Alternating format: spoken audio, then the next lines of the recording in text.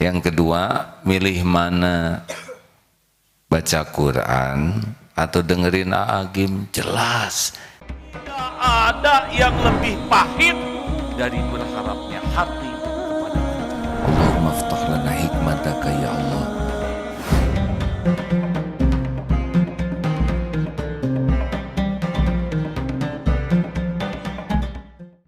Terima kasih. Ada pertanyaan silakan. Ya. Waalaikumsalam warahmatullahi wabarakatuh.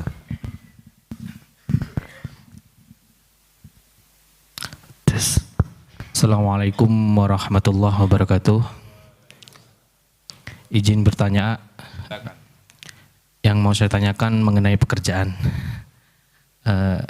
Saat ini pekerjaan saya jualan online seperti itu. Yang saya tanyakan, bagaimana saya bisa mengasih contoh kepada anak untuk tidak memegang HP, sedangkan saya sendiri tidak bisa lepas karena terkait dengan pekerjaan seperti itu.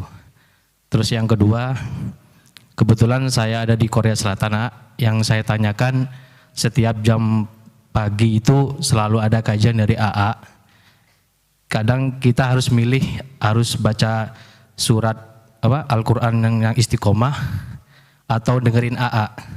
Kalau tidak seperti itu kita terbatas dengan waktu pekerjaan. Jadi kalau harus milih salah satu seperti itu. Yang saya tanyakan, lebih baik saya harus baca Al-Quran atau dengar kajian AA. Terima kasih. Assalamualaikum warahmatullahi wabarakatuh.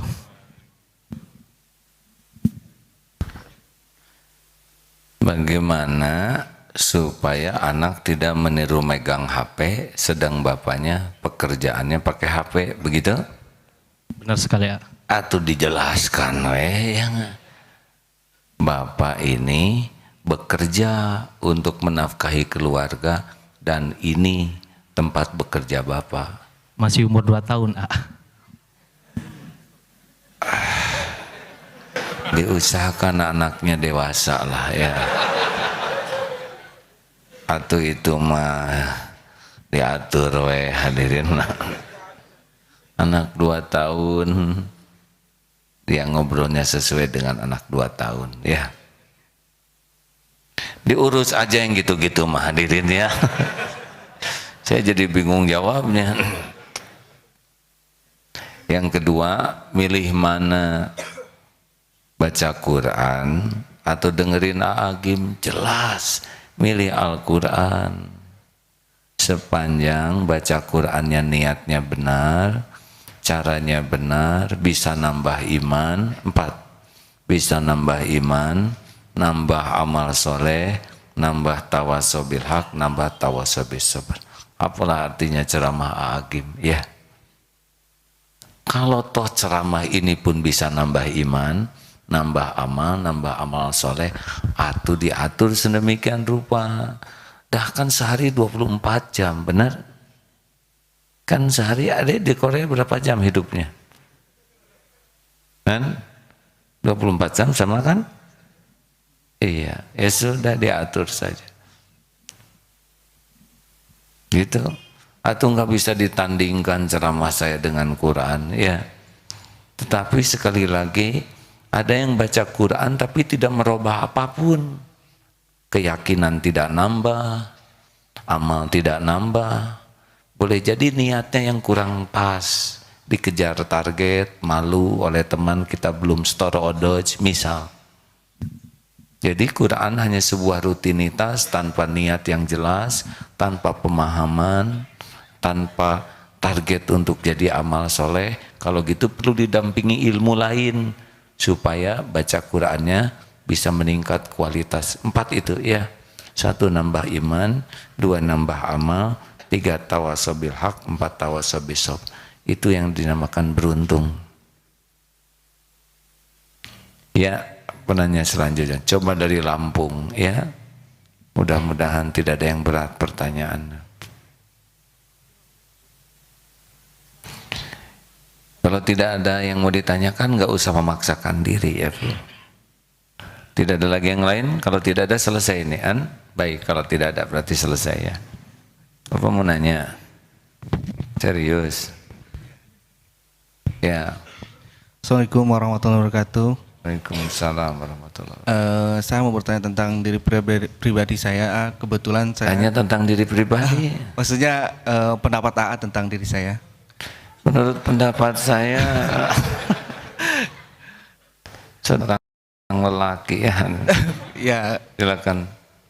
saya udah menderita sakit lama selama kurang lebih 6 tahun. Sakit sudah 6 tahun. Betul, 6 tahun. Sakit apa? Kata yang mengobati kebetulan masih di sini, Ustaz Jamaluddin, saya terkena sihir. Kena sihir. Itu sudah lama. Namun belum kunjung juga sembuh. Sudah beberapa kali enak, sudah badannya udah sembuh, kemudian sakit lagi. Saya mau bertanya bagaimana caranya supaya saya doa saya lebih didengar oleh Allah gitu. Caranya bagaimana? Karena udah berbagai macam cara saya lakukan gitu. Sudah tahajud? Sudah. Khusyuk tahajudnya? Wallahu alam. Sudah baca Quran? Baca Quran. Paham yang dibacanya?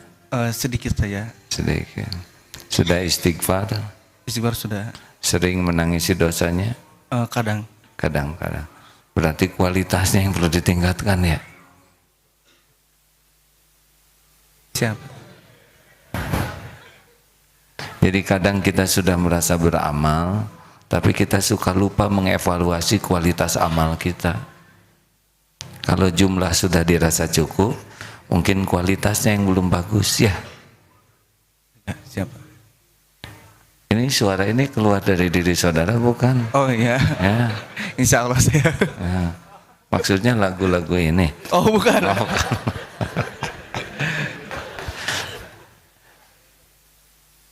Tentu panitia mengerti ya harus. Jadi kalau kita mendengar seperti ini, kita harus bersyukur kita ada di masjid, benar? Dan jangan marah kepada yang bersangkutan. Karena kalau beliau sudah tahu manfaatnya di masjid, pasti dia akan ke masjid, ya.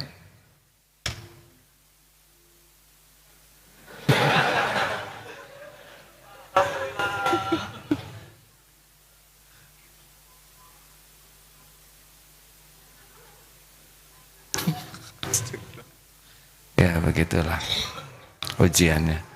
Kita teh ada security-nya enggak Deden? Mungkin dibantu diingatkan baik-baik ya. Yang paling tepat diajak ke sini. Hadapi dengan senyuman. Begitu? Coba ditingkatkan kualitasnya ya deh ya. Baik, insya Allah. Ada juga yang suka nanya, saya tuh sudah tahajud, sudah saum, sudah istighfar. Kenapa hutang saya belum lunas? Nah, sudah merasa berbuat itu sebuah masalah baru.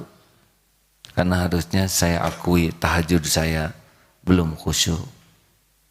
Istighfar saya hanya baru di mulut. Saum saja hanya baru saum perut. Mungkin itu, ya. Terima kasih ya. Sudah dapat jawabannya? Insya Allah. Ya, kualitasnya deh, ya. Terakhir, ya. Ini program apa ini adek? APW 3. Ya. Bismillahirrahmanirrahim. Assalamualaikum warahmatullahi wabarakatuh. Waalaikumsalam warahmatullahi wabarakatuh. Izin bertanya, ini terkait ayah. Kebetulan Ada seorang ayah gitu. ayah saya. Nah, kebetulan beliau tinggal di kampung, saya tinggal di Tangerang Selatan. Itu teh kebetulan atau kenyataan? Kenyataan. Ya, maaf ya kan kebetulan celeng gitu. Maaf ya, supaya lebih pas. Ya. Silaturahmi hanya setahun 2 kali. Usia saya- berapa ayahnya? Tahun ini 79. Ya, Beliau sampai sekarang belum mau sholat. 10 tahun lalu saya sebelum punya banyak ilmu pernah memberitahu ya supaya sholat. Mungkin dengan cara saya kurang tepat, akhirnya orang tua tidak suka. Sejak saat itu saya tidak berani untuk memberitahu karena sudah jarang ketemu. Sekali ketemu takutnya ada gap gitu ada.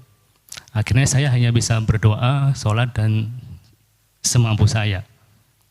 Yang ingin saya tanyakan, apa yang harus saya lakukan karena bakti saya hanya bisa melalui doa dan hanya mengirimkan sedikit rezeki supaya orang tua sebelum wafat Ya. bisa husnul khotimah.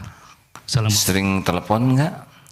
Alhamdulillah sering, tidak habis seminggu 2 kali atau sekali. Seminggu 2 kali. Seminggu 2 kali, ya. Itu kalau telepon enak gak suasananya atau? Alhamdulillah enak, cuma ada kaitan beliau pendengarannya sudah berkurang, jadi Harus sering, teriak-teriak. iya, jadi sering dikasih ke ibu gitu. Iya. Apa kesukaan beliau?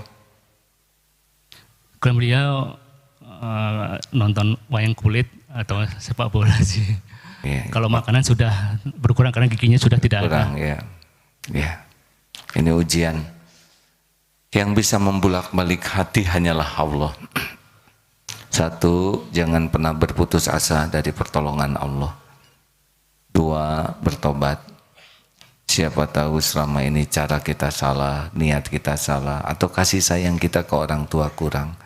Coba dibacakan surat Luqman ayat 14-15 tadi. Seperti apa nih yang harus dilakukan untuk yang beda akidah sekalipun, ya. Silakan Ustaz. A'udzu billahi minasy syaithanir rajim.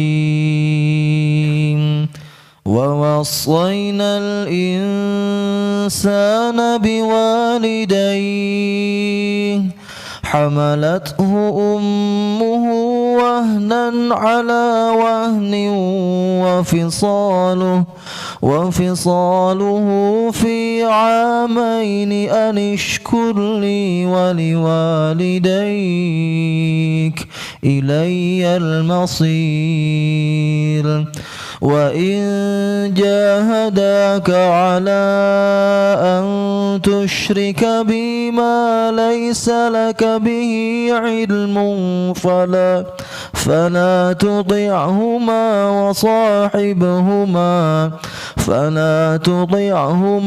وصاحبهما في الدنيا معروفا واتبع سبيل من أناب إلي ثم إلي مرجعكم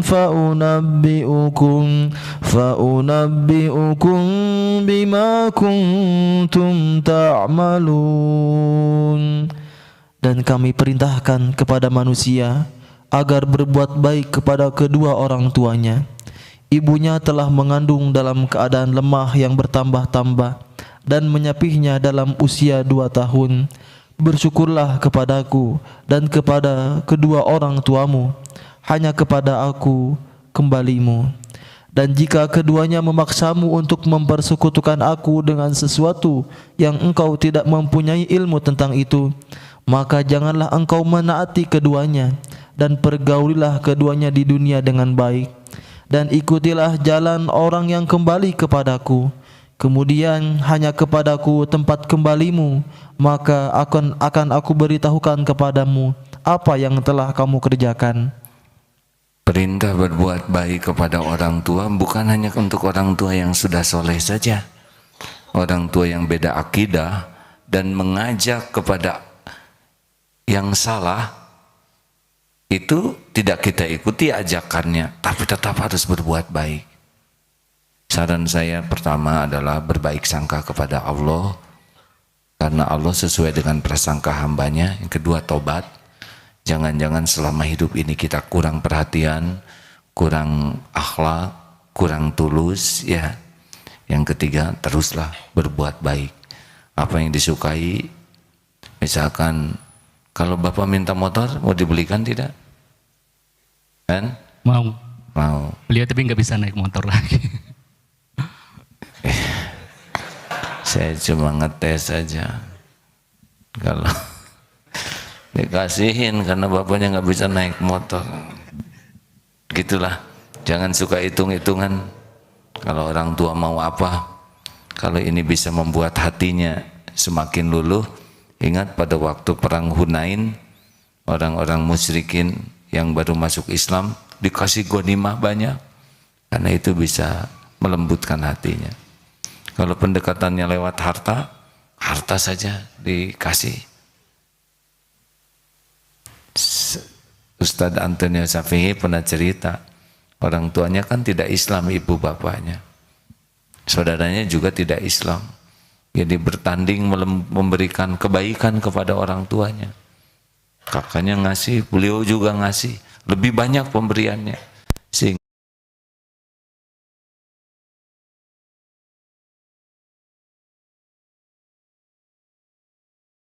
Dia kehendaki, dan Dia Allah lebih mengetahui orang-orang yang mau menerima petunjuk. Masya Allah, begitu. Allah tahu kepedihan kita sebagai anak, keprihatinan kita, harapan kita. Kemarin ada seorang ibu mu'alaf yang orang tuanya belum Islam, tapi sudah meninggal. Karena tahu tidak bisa berbuat banyak, menangis saja. Nah, Allah tahu bagaimana si ibu ini sayang ke orang tuanya, sangat menginginkan orang tuanya selamat. Walaupun kita tidak bisa mendoakannya, tapi Allah Maha tahu isi hati. Gitulah, berbuatlah yang sesuai syariat. Terima kasih hadirin sekalian, mudah-mudahan ada hikmahnya. Allahumma sholli ala sayyidina Muhammad wa ala alihi wa ashabihi ajma'in.